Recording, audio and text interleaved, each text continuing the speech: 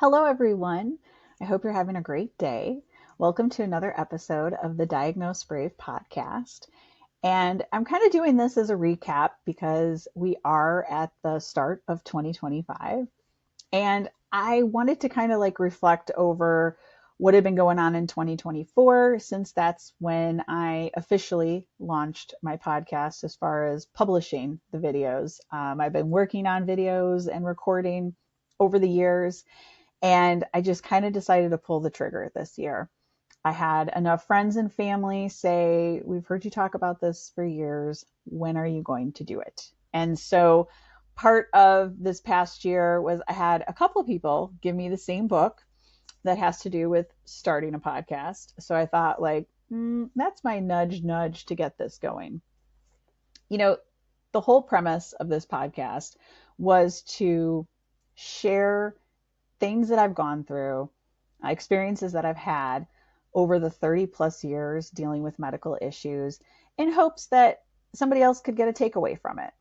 Make somebody feel empowered about how important it really is to be your own medical advocate. Like, I would not be where I am today if I did not pretty much have to learn how to fight for everything, right? Medical community is vastly different than it was years ago. And unless you're kind of in the trenches all the time, you're not used to it. It's uncharted. And so I thought, hey, I could do this podcast. And like I said, I had been talking about it for a while. I tried a couple different ways of recording it and putting it together. And then last year I was kind of like, okay, this is what we're going to do. I have a couple surgeries coming up. This would be perfect to be able to record and kind of give people in the moment real life stuff. I don't want this to be something where people think I'm trying to diagnose them or I'm trying to treat them or tell them what to do. It's pretty much just like, hey, this is my experience. Maybe you can learn something from it. Maybe you'll hear somebody talk about, their struggle, and you'll be like, oh, I heard this girl talk about it, and either share it or let them know what you heard. And so that's the overarching, goal for it. And at the end of 2024, I was feeling a certain way about it because I only published 16 videos, and I probably recorded over 100 hours and also deleted over 100 hours because of the fact that I didn't like the sound quality, I didn't like the picture quality, and I had to get over a lot of ego things. And so when I was kind of doing an evaluation of what went right with it, what didn't go right with it, kind of boiled down to me and the accountability of holding myself of what I was trying to do. Um, I don't know about you, but when I first got diagnosed and then kind of going through the motions of everything, you don't feel like I'm able to have long term goals. You don't feel like you're really in control of a lot of things. And, what's my purpose? What is the purpose? I'm just going to doctor's appointments every day, getting tests all the time. And, this is my life. Woo. But doing this podcast was something that helped me feel like I do have purpose and I do have something to share. And it's something that I've been helping people. Man, I've been involved in the Vasculitis Foundation, I think since 2010, 2009. I've been working as a volunteer with the Vasculitis Foundation since probably 2011, 2012. So, I meet with patients and their families and try to talk to them. And I thought, why not expand that umbrella to people who are outside of the Chicagoland area with vasculitis, or like family and friends said, anybody dealing with any medical thing, or caregiver helping someone deal with it. Because even though you're not the patient, as a caregiver, you're still going through a lot of the medical things that the patient is going through.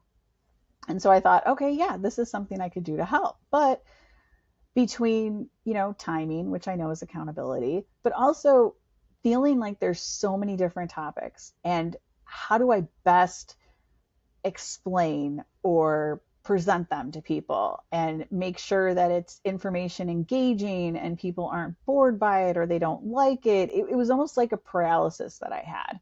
And so I kind of had to keep taking baby steps this year to just be like, okay, just post it. Okay, just work on it. If you don't cover all the examples you want about a topic, you'll just make another video about it later. Like, it's fine.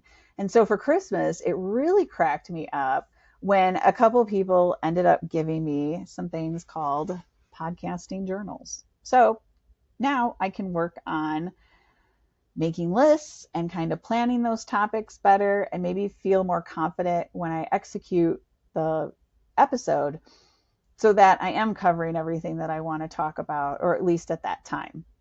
Because there's always revisions, there's always new things, just like in the medical community, things are always changing and evolving.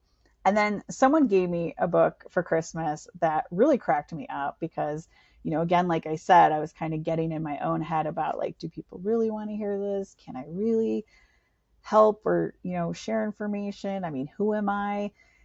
You know, people that I was visiting over the holidays, you know, they made the comment like, oh man, when you took me to this doctor appointment or you helped look at my test results and, you know, you shared this, it was really helpful. And it was like, wow, like I can make an impact. That's awesome. And so when my aunt gave me this book, Your Message Matters, it was like, okay, light bulb really going off. Like I really need to work on this and I need to invest the time like I want to.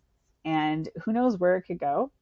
And at the basis, if it just helps one person out, I consider it a win. So I hope you guys are interested by the topics that I'm going to share next year. If you have comments or suggestions, I'm always open to that. That's why I figured this platform was just kind of, what can I do to help? Like, how can I share what I've gone through? Because a lot of the times I've been doing this for so long, dealing with the medical, let's say, industry, that I just go do it. You know, I don't even think about things. I just, you know, what came up today? Okay, who do I need to call? What tests do I need to schedule? And so when it's kind of automatic, it's really hard to kind of look at and go like, oh, well, it's no big deal making an appointment. Well, yeah, for a lot of people it is. Or, oh, it's no big deal getting this test result. Like, but yeah, for a lot of people that aren't, it can be. And so those are the moments where it was like, okay, how can I share this in the best way possible? And so I appreciate people that have been watching the videos and liking the videos and promise that it's only going to get better with the more practice that I do. And, you know, I try to do goal setting.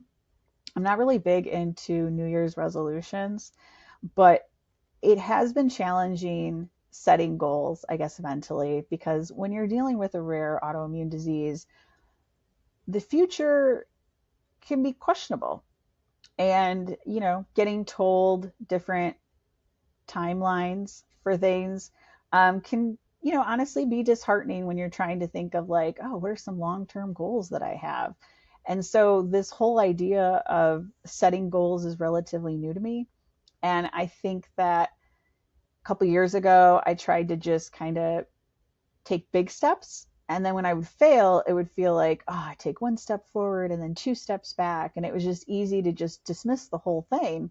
Where last year I started taking the baby steps and, you know, hey, at least I posted some videos this year. Like I look forward to posting more this year and who knows how many more. But I have the intention at least of, hey, try to post at least double the number you did last year and try to work on getting on more platforms so that way your message can be shared everywhere. You know, doing stuff on YouTube and Rumble I thought was really good. And then people's feedback were like, well, I only listen to podcasts on Spotify. And it was like, oh, I didn't even think about putting it out there. So as this thing grows and as I learn more, I'm just kind of looking forward to seeing where this truly goes because it's like a passion project, right? And I hope you guys get something out of it. And I look forward to kind of what the future holds. And so I hope everybody has a very happy and healthy new year and look forward to sharing more information in future videos. Have a great day.